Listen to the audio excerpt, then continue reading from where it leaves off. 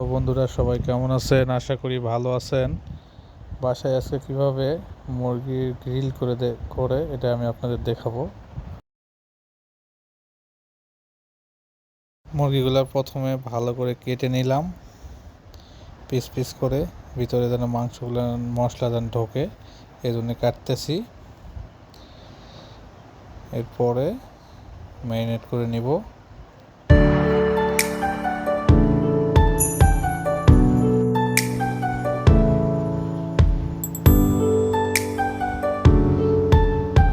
বাসায় বানালে অনেক ভালো হয়, টেস্টটা ভালো থাকে, টাটকা অরিজিনাল।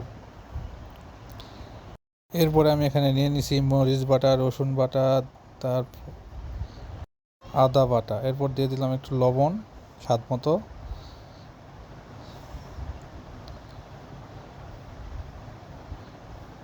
এরপরে দিয়ে দিব আমি ধনার গুঁড়া একটু। এরপরে দিব আমি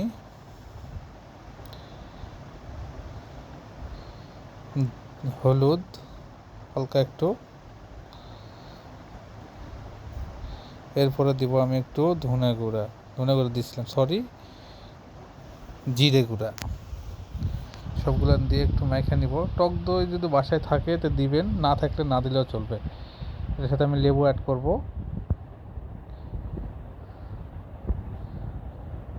একটু গুঁড়া মরিচ দিলাম, ভালো করে মেখে নিব।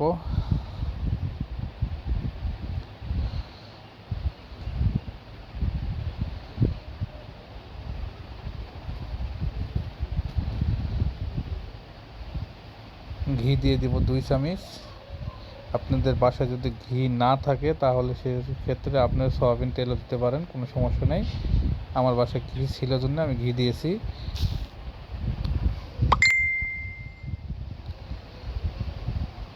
2 চামচ দিব বলছিলাম, আর 1 চামচ দিলাম, 2 চামচ হয়ে গেছে আমার ঘি দেওয়া।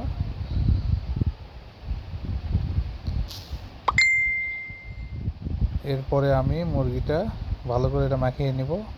মাখিয়ে নেওয়ার পর মুরগিটা আমি ভালো করে ওখানে দিয়ে ভালো করে, ভিতরে দেখলেন কাটছি আমি, সেই সব জায়গাতে আমি একবারে এত সুন্দর করে দিব যেন মাংসের ভিতরে মশলাগুলা সুন্দরভাবে ঢোকে, তাহলে আপনাকে অনেক টেস্ট লাগবে।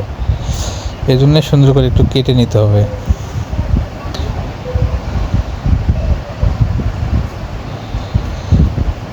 হাত দিয়ে নেড়ে নেড়ে একবারে ভিতরে ঢুকায় দিবেন।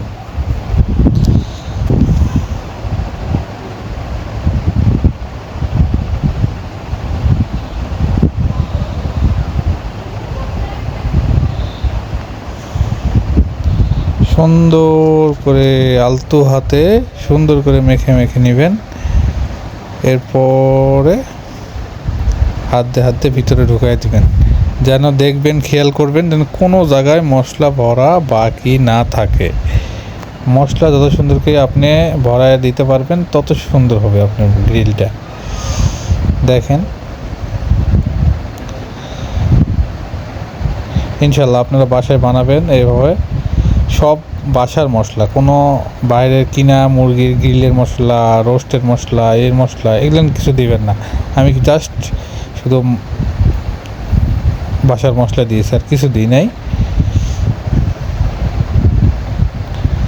আশা করি অনেক সুন্দর হবে। এর আগে একবার বানিয়েছিলাম আমি প্রথম, সে অবশ্য ভিডিওটা করি নাই, জাস্ট এবার বানালাম জন্য আবার ভিডিও করলাম। আর আমি গোটা মুরগি করি না এই জন্যে, কারণ আমরা বাসায় 2 জন, 2টা লেগ পিস হলে আমাদের হয়ে যায়। এরপরে এটা ম্যারিনেট করে সুন্দর করে একটা ঢাকনা দিয়ে ফ্রিজে 2 থেকে 3 ঘন্টার জন্য রেখে দিবেন। যদি আপনাদের হাতে সময় না থাকে, সর্বনিম্ন হলে 1 ঘন্টা রেখে দিবেন। আমার হাতে সময় ছিল, আমি 2-2.5 ঘন্টা 3 ঘন্টার মতো রাখছিলাম। এই যে আমি বের করাটা দেখাই নাই।